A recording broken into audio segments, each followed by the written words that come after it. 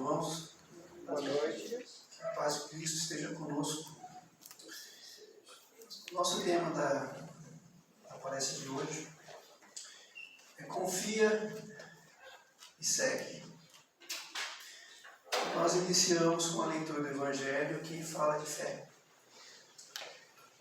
Não dá para seguir, confiar com segurança sem a fé. É a fé que vai nos dar essa segurança, que vai nos proporcionar esse seguir confiando. O Evangelho ele tem sido construído ao longo dos séculos com muita luta.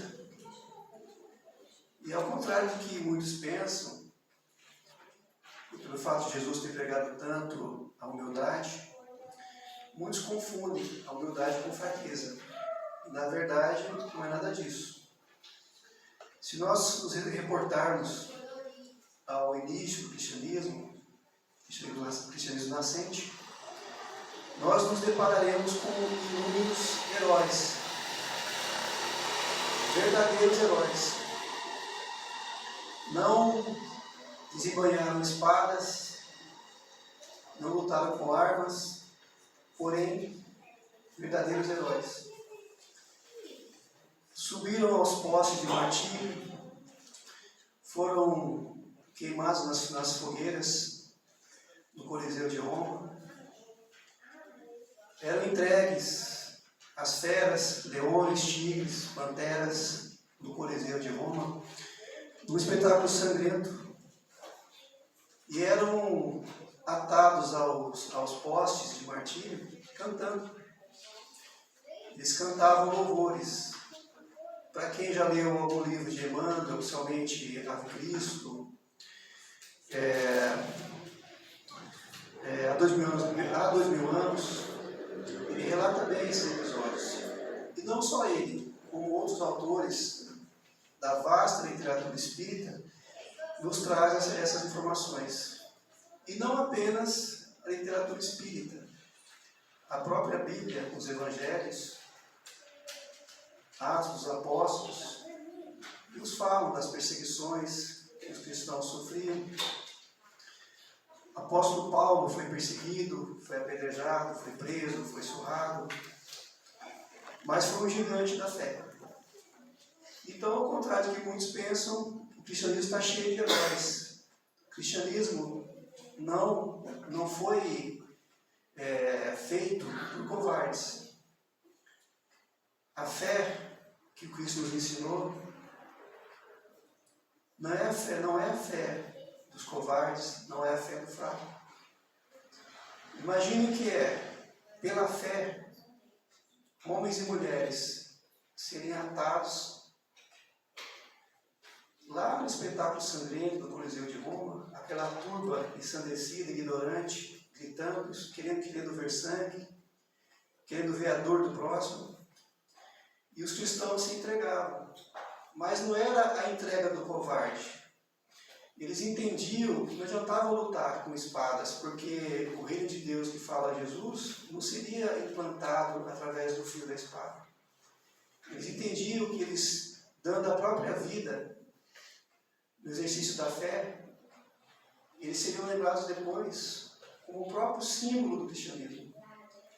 Então a entrega deles não foi em vão. Eles morreram pela causa do Evangelho. E se o Evangelho está vivo e está de pé hoje, cada vez mais a sua luz se espraia, se expande, é graças a esses heróis anônimos, muitos anônimos lá do passado, que deram a sua vida pela causa do cristianismo. Então, o que requer mais coragem? Tirar a espada da bainha e lutar? Preservar a própria vida, ou doar a própria vida em uma causa, por uma causa. Eu penso que requer mais coragem você saber que vai morrer, você entregar a tua vida por uma causa, do que você tirar a espada e tentar defender a tua própria vida. Os dois atos exigem coragem, porém, se entregar sabendo que vai morrer requer muito mais coragem. Porque o nosso instinto de conservação nos dá o medo da morte, o medo natural. Porque se assim não fosse, correríamos todos os tipos de risco, irresponsavelmente colocando uma existência a perder. Então o instinto de conservação, naturalmente, quer nos preservar da morte. Queremos viver. Então passar por cima desse instinto de conservação, passar por cima desse medo e se entregar, porque os cristãos, quando eram presos, perseguidos pelos romanos, eles não lutavam. Eles se entregavam pela causa do Cristo. Eles sabiam que iam morrer. Mas eles sabiam também que a sua morte não seria em vão. Mesmo porque nós sabemos que a morte não existe. Então eles se entregavam para a morte física, porém tinham certeza da vida espiritual. E aquela turba ensandecida, os postes pegando fogo, a fogueira ardente, feras investindo contra os cristãos, e eles cantando louvores. E muitos deles entravam no êxtase tão grande de fé que nem a dor sentia. Tamanho êxtase entrega. E nos relata Emmanuel no seu livro Ave Cristo, e até o título desse livro é interessante. Por que Ave Cristo? Ave, antigamente, quando se falava Ave César, era uma saudação.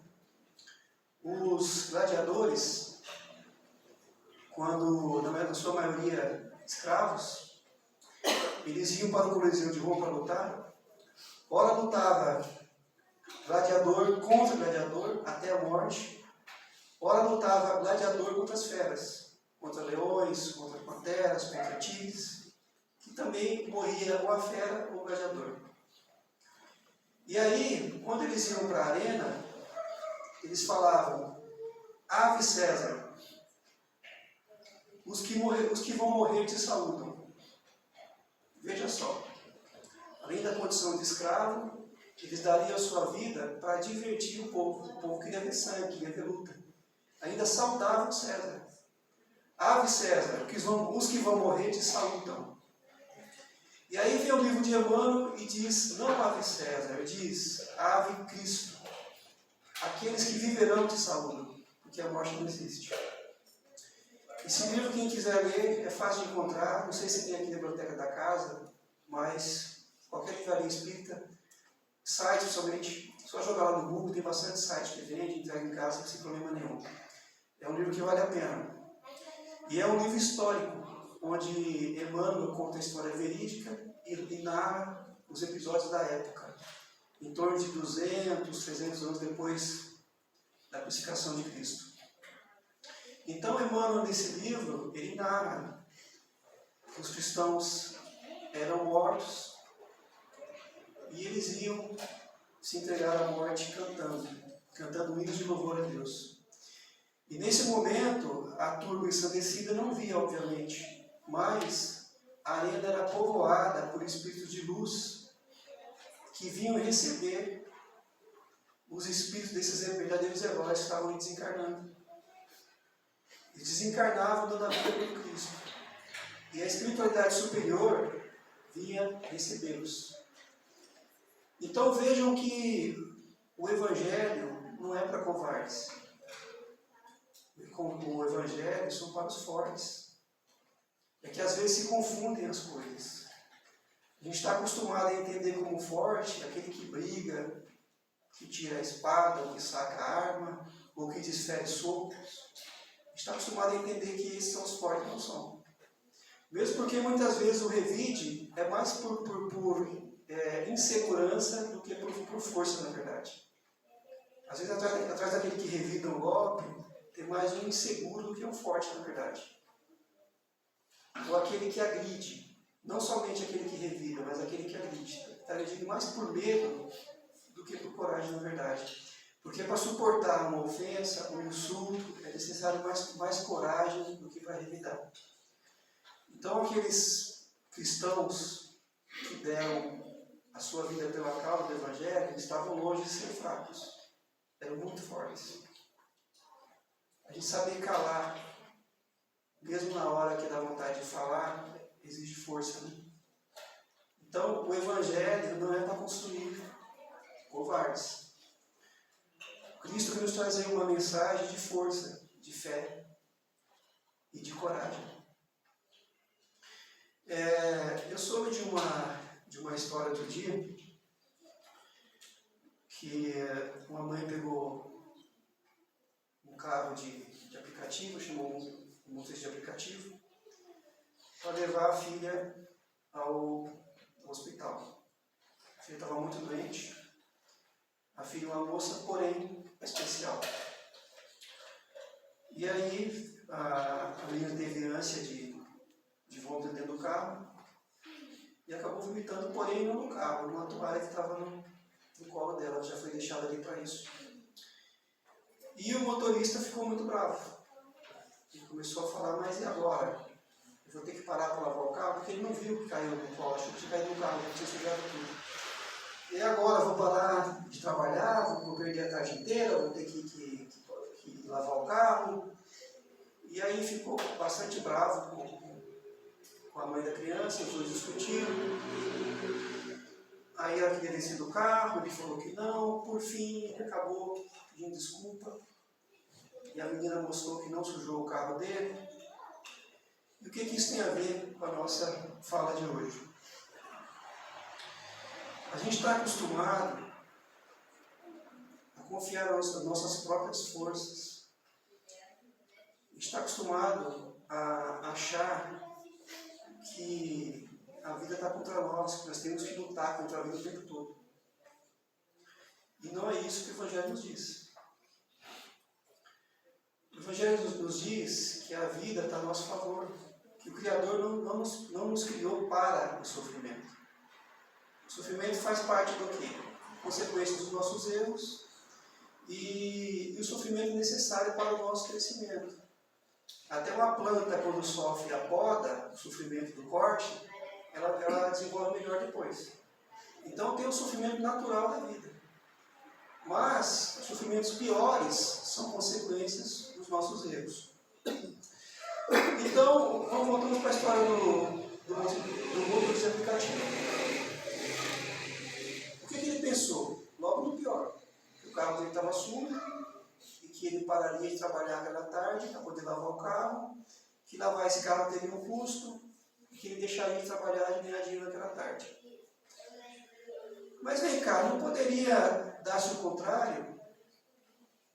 Que quando ele parasse para lavar esse carro, de repente ele seria livrado de um assaltante que poderia pegar o carro dele lá na frente?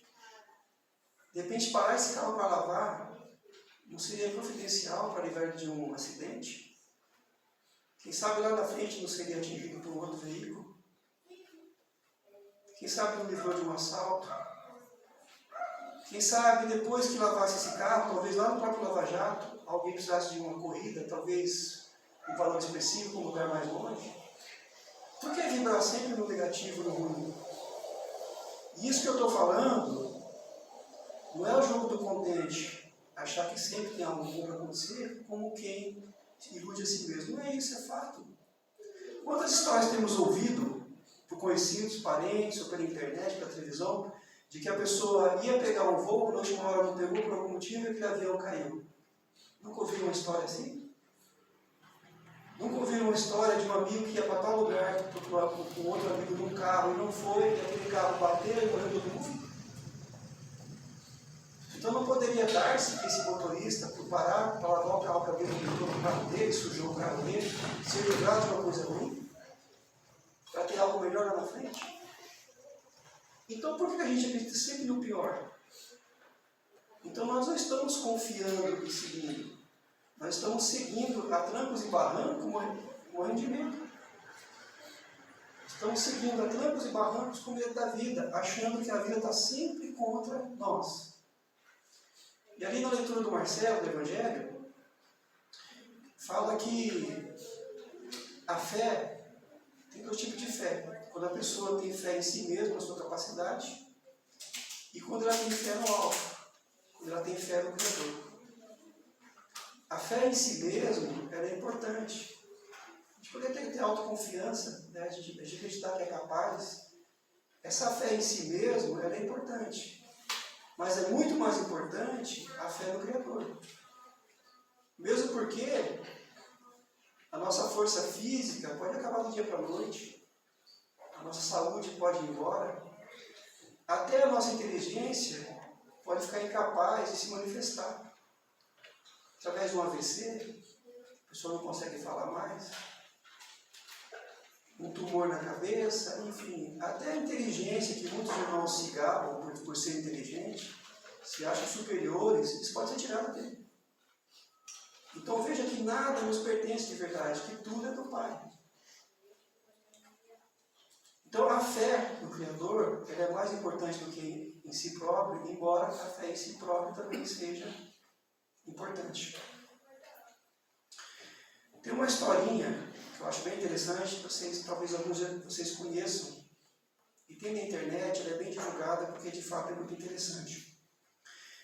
A história diz o seguinte, que no reino antigo havia um servo que era uma pessoa de muita fé, de que acreditava muito em Deus e achava que Deus sempre fazia o melhor, ele tinha essa crença, e de que nada acontecia por acaso, que tudo o que acontecia, até as coisas aparentemente ruins, é porque o Criador permite.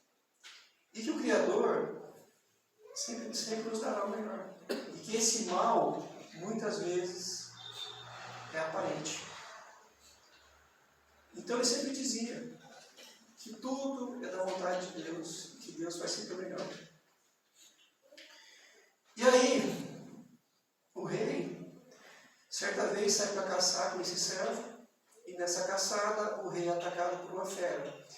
O servo consegue matar a fera e salvar a vida do rei. Porém, ele não conseguiu impedir que a fera acabasse arrancando um dos dedos da mão do rei. E o rei ficou muito furioso, muito indignado, porque perdeu um dedo. E aí o servo fala para ele se acalmar. Ele acreditar que nada acontece por acaso, porque Deus nunca erra. Ele sempre dizia essa frase, Deus nunca erra. E aí o rei fica indignado, mas como que Deus nunca erra, que permitiu que uma fera arrancasse o meu dedo? Que Deus é esse? Como que ele nunca erra? Vou ficar eu sem um dedo agora? E aí o rei, furioso, indignado, manda prender o servo. E aí passa um tempo, o servo preso, e o rei vai para uma nova caçada. E lá nessa caçada, ele foi sozinho dessa vez, alguns selvagens prendem o rei. E era daqueles selvagens que ainda fazia culto aos seus deuses, oferecendo uma vida humana como sacrifício. Então eles amarram o rei e iam matar o rei em sacrifício para os seus deuses. Quando iam matar o rei, olham na mão dele, uma das mãos, e observam que faltava um dedo. Aí falaram, não, a gente não pode oferecer esse homem em sacrifício porque ele é imperfeito. Na visão deles, né, de selvagem.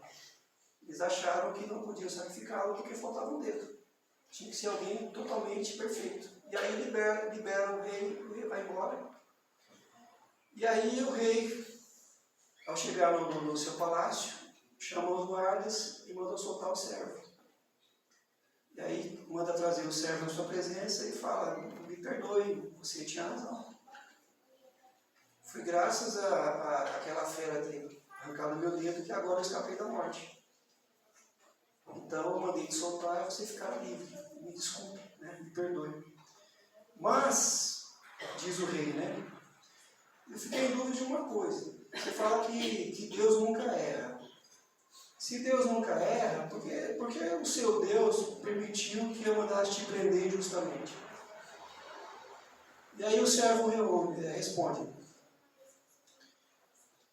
Majestade, de fato Deus nunca erra.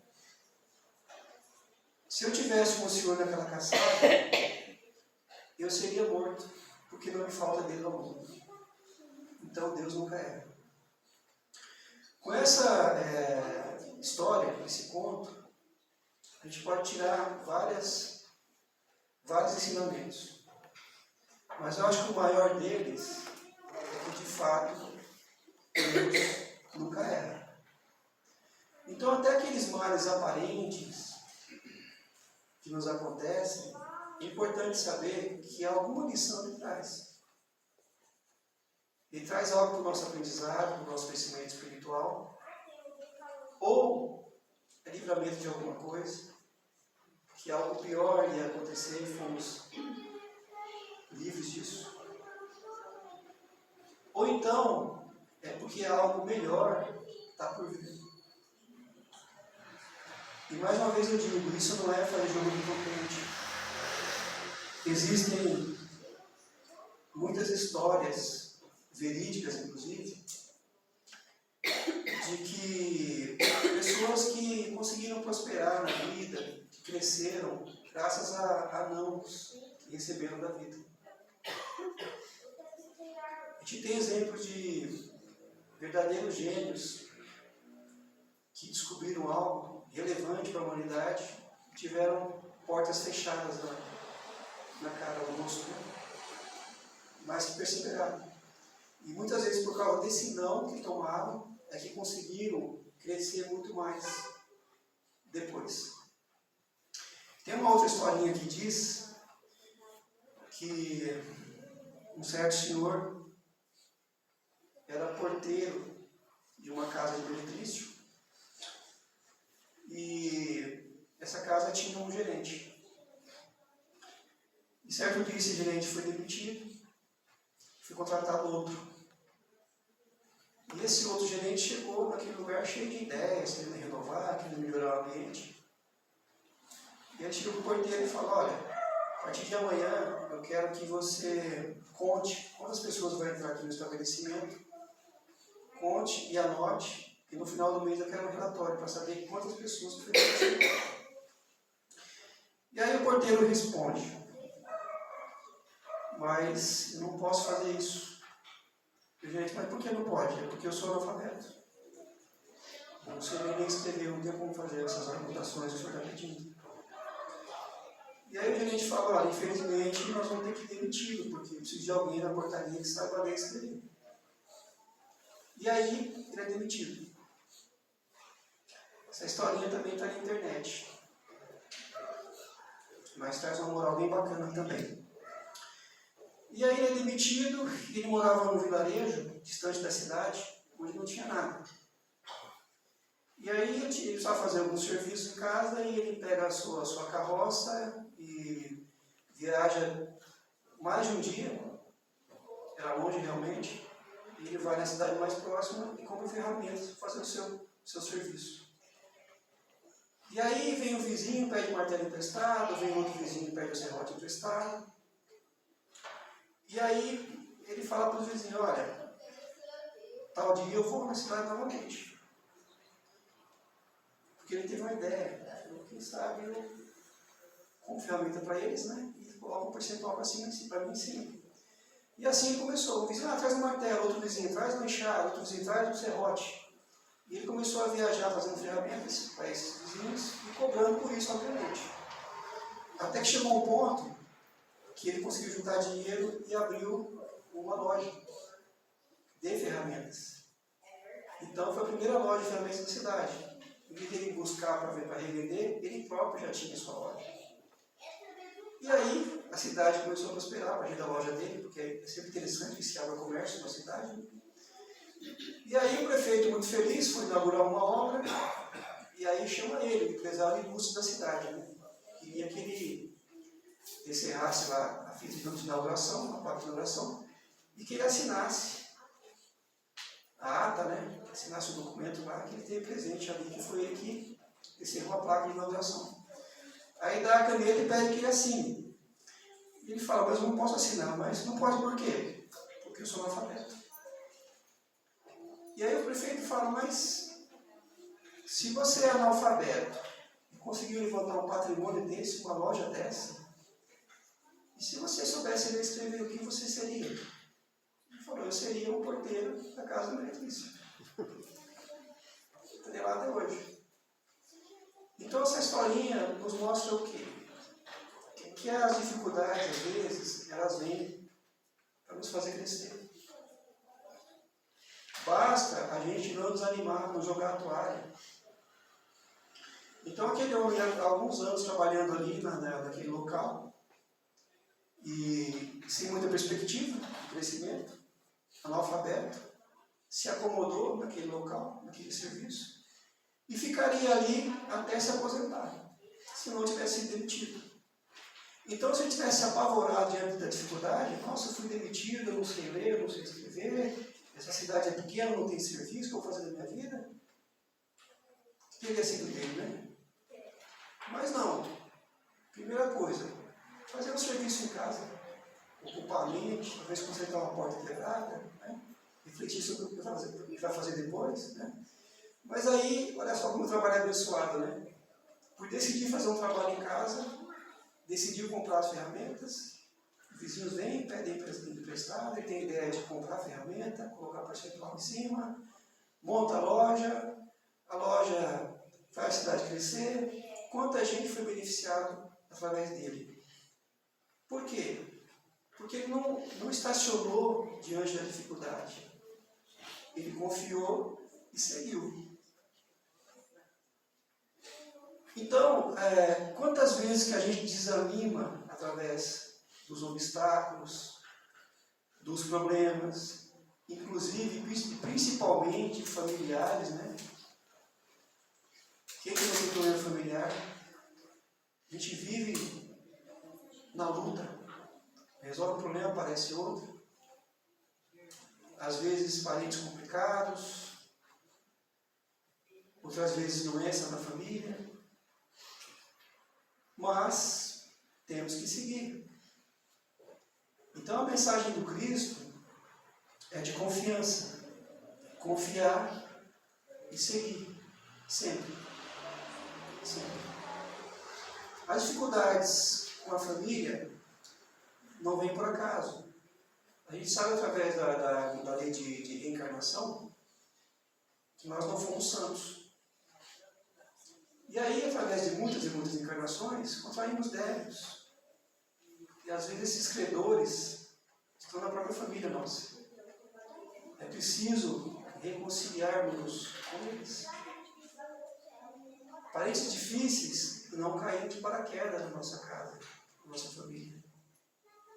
Com certeza, há laços antigos que nos prendem a eles. É preciso nos harmonizarmos, crescermos com eles. Mas, e alguém pode pensar, mas e quando nós fazemos tudo o que nós podemos, fazemos o melhor, e esse parente difícil não melhora, ele não cede, ele continua rebelde? Ora, nós não somos responsáveis pela vida do outro. Enquanto são crianças, né, nós somos sim responsáveis por eles. Deus nos entregou para que cuidássemos, educássemos e entregássemos o melhor do que chegou para nós. Quando são adultos, obviamente, continuaremos ajudando, continuaremos aconselhando, amparando, porém, nós não somos responsáveis mais pela vida deles, são adultos. Mesmo porque, quando cada um de nós desencarnarmos, a nossa consciência prestará conta dos nossos erros e acertos. Não dos erros e acertos do nosso pai, da nossa mãe, do nosso filho, do nosso vizinho. Cada um vai responder a sua própria consciência. Então, eu posso amar muito meu irmão, posso e devo. Porém, eu não sou responsável pela vida dele. Eu posso ajudá-lo na caminhada, mas eu não posso caminhar por ele. Porque Deus deu para cada um de nós uma vida. Ele não me deu a vida do meu irmão, não é minha, não pertence a mim, a vida do meu irmão, é dele. É preciso muitas vezes, mesmo em meio a lágrimas, parar um pouquinho e acelerar o coração e falar, poxa, mas eu já fiz o que eu podia. Eu estou fazendo o que eu posso. Então eu estou chorando pela atitude errada que o outro tomou. Tem algo errado nisso. Ah, mas vivendo desse jeito, ele vai só trazer sofrimento para a vida dele. Fazendo errado dessa forma, vai só trazer espinho para pisar depois. Sinto muito, mas é o plantio dele. Lamento por você, meu irmão, mas você vai plantar o que vai colher o que você plantou. Gostaria muito que você tivesse plantado a boa semente, porque você colheria o bom fruto. Mas se você plantou a semente ruim, cabe a você a colheita, não a mim. Egoísmo? Não. Discernimento. Porque seria estranho se a Maria plantasse a semente ruim e a hora que o fruto ruim nascesse, a Joana colhesse por ela. Seria injusto isso. Onde é que estaria a justiça divina? Então podemos e devemos auxiliar nossos irmãos na caminhada, porém não podemos caminhar por eles. É preciso serenar o coração quanto a isso. Mesmo porque, se um erra e o outro se perde no erro dele, paralisa a vida, se lamenta o tempo todo, chora o tempo todo, aí não é mais uma vida perdida, são duas. Aquele que podia estar caminhando, fazendo o seu melhor na sua vida, na sua encarnação, ele está preso no outro que não caminha. Aí aquele que não caminha, atrela os passos do outro a ele. Aí são dois sem caminhar. É preciso deixar que o outro caminhe. Falar, olha, eu estou do seu lado para te amparar se precisar, mas eu estou caminhando. Estou caminhando. Mas eu não estou com os meus passos atrelados aos seus. É importante ter esse discernimento. Lembra que quando Cristo pregava, ou melhor, quando Cristo ensinava os seus discípulos como pregar o Evangelho, ele orientou. Entra na cidade e leva a palavra. Porém, se não quiserem vos ouvir, bate o pó das sandálias e vai embora.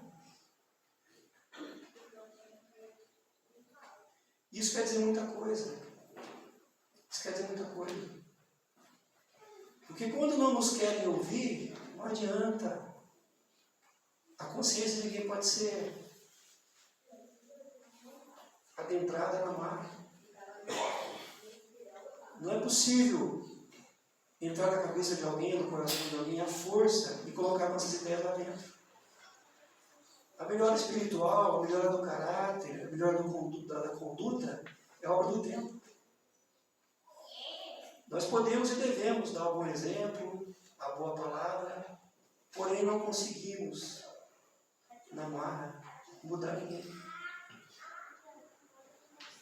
O Evangelho do Cristo não violenta ninguém, jamais. Jamais o Evangelho foi ou será imposto pela violência, pela força, ou ainda que pela força da palavra arrogante. Porque, às vezes, na nossa intenção de fazer com que o outro entenda, acabamos sendo arrogantes.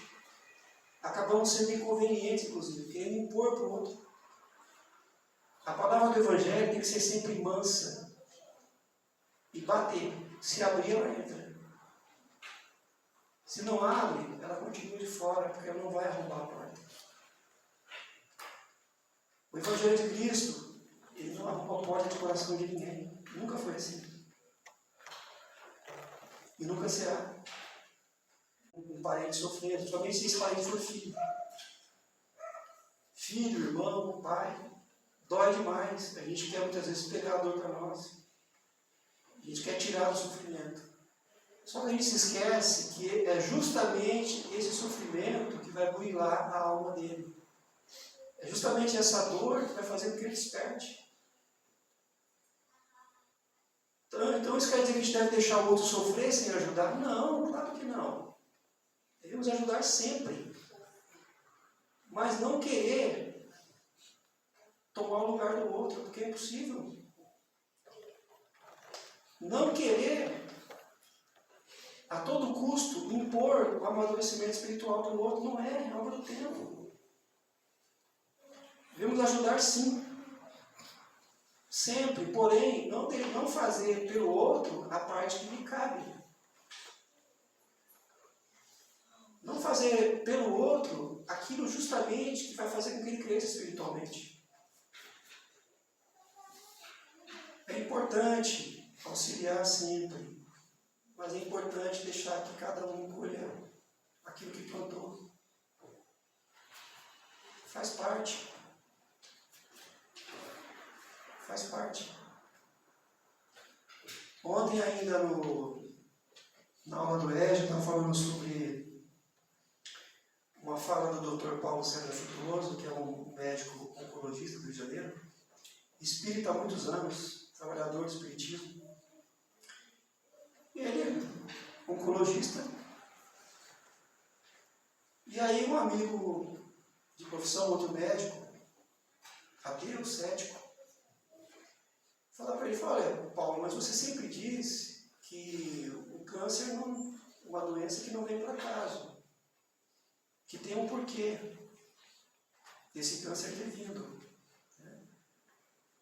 Pode ser para reparar um erro do passado, né? Pode ser para um despertar espiritual, mas como Deus é bom e justo, não só o câncer, toda doença vai ter um porquê, vai ter um motivo. E nunca é por maldade de Deus. É sempre para o nosso crescimento espiritual, ainda que não queiramos entender isso. Então o amigo prossegue falando com Paulo, olha Paulo, mas você diz que o câncer vem para fazer com que a pessoa cresça, né? Que é um resgate do passado, que é para fazer com que a doença do corpo cure o espírito.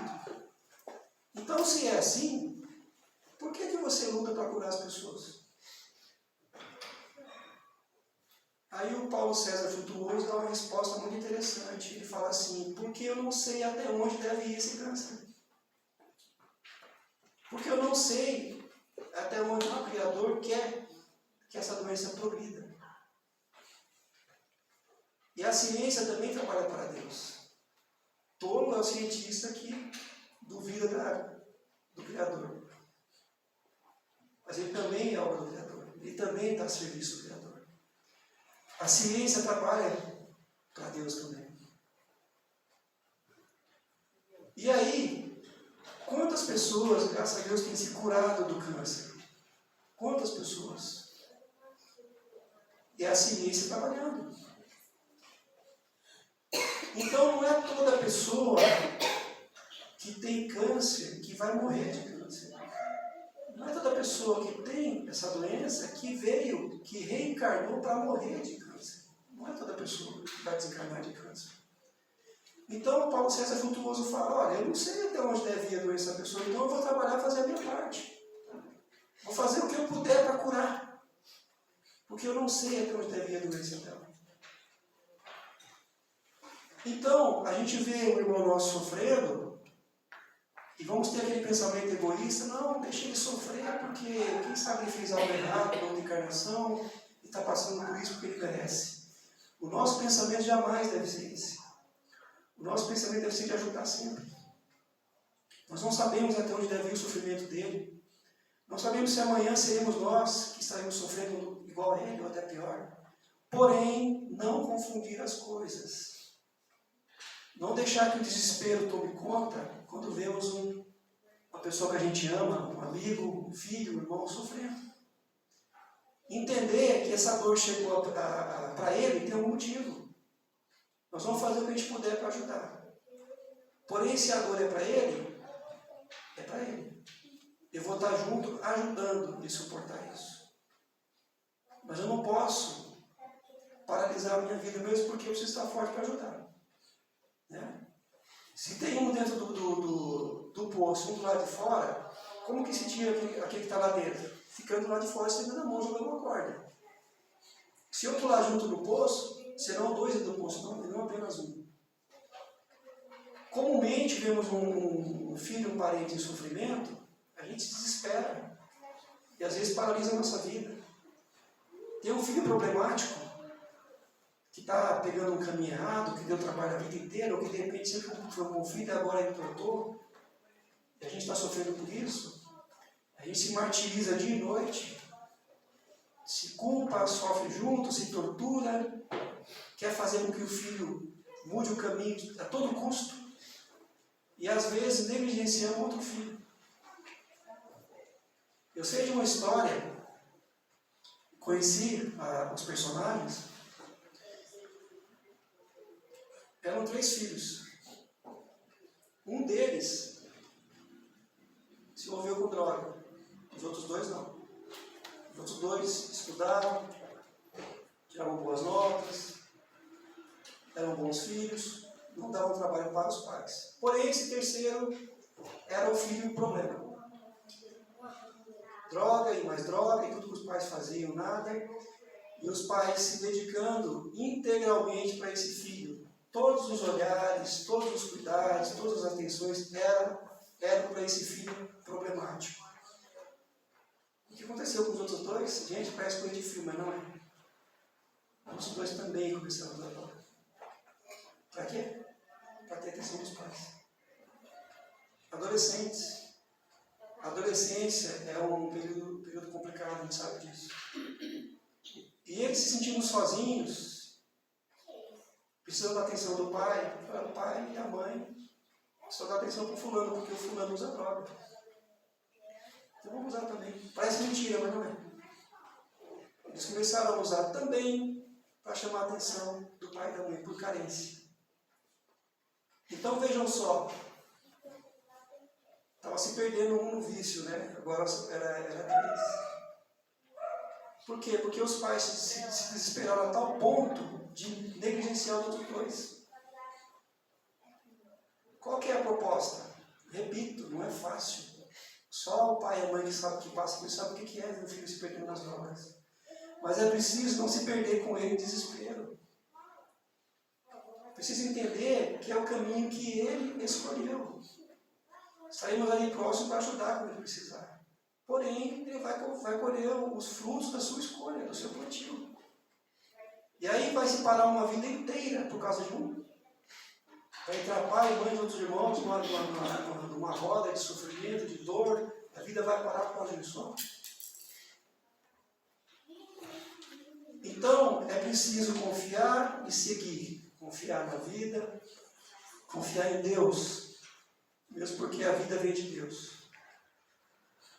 Confiar que se esse filho problemático foi entregue a nós, é para que nós possamos fazer o melhor para que ele se melhore.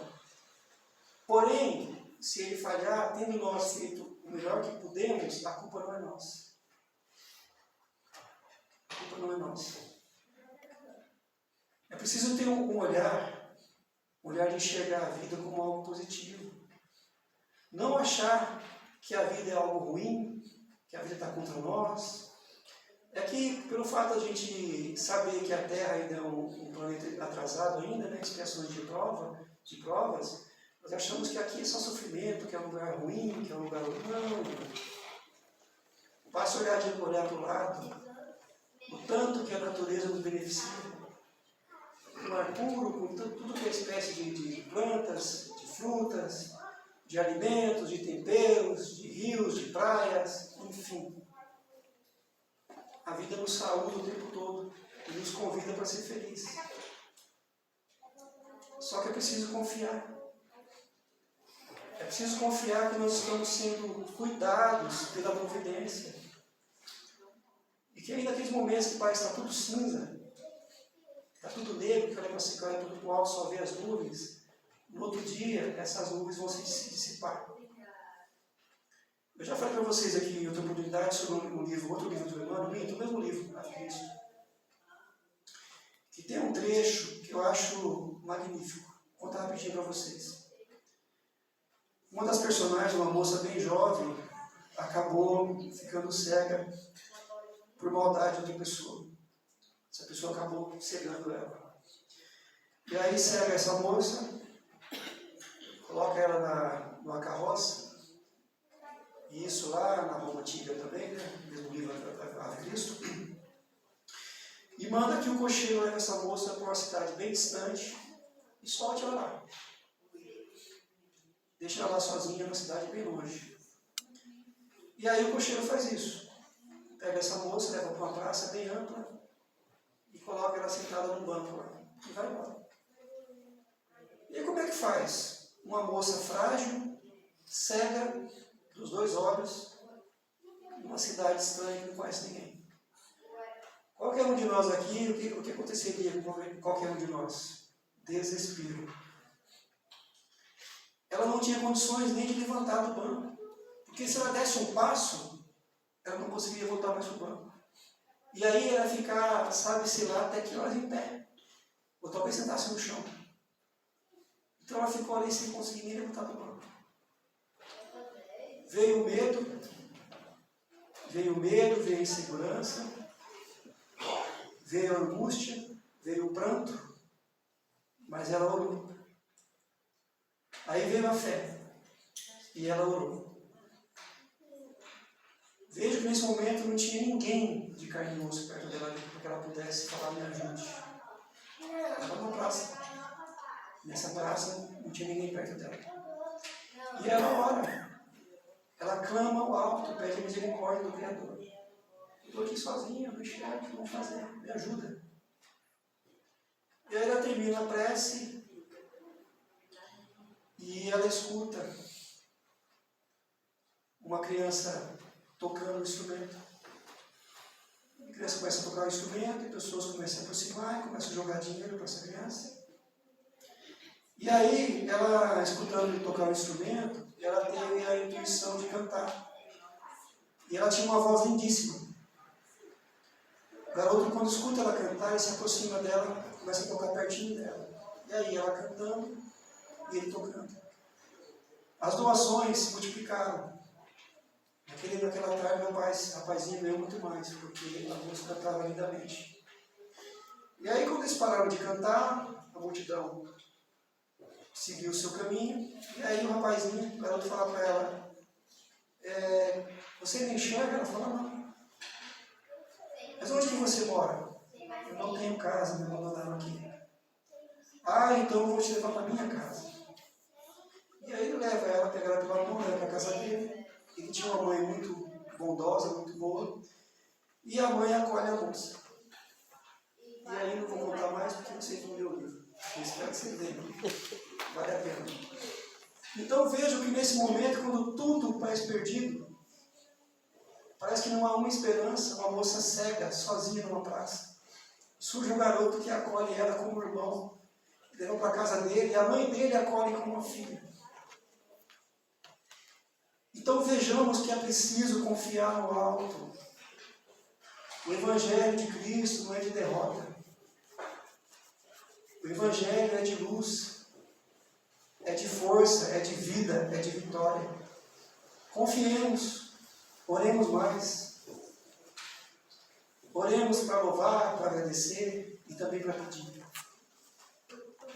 Eu duvido, qualquer um de nós, no momento de maior aflição, de angústia profunda, qualquer um de nós, que nesse momento dirigimos uma prece sincera para Jesus, o Criador, eu duvido que o bálsamo não venha.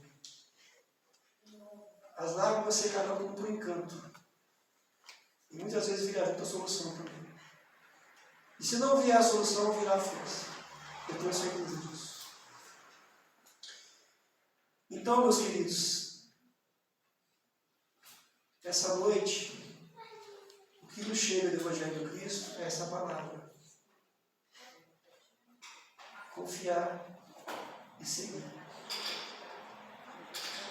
Confiemos e sigamos, na certeza de que todos aqueles que vieram de nós, todos que passaram por essa terra antes de nós, e tiveram a cruz de Cristo como símbolo, eles seguiram confiantes e venceram, inclusive venceram a morte.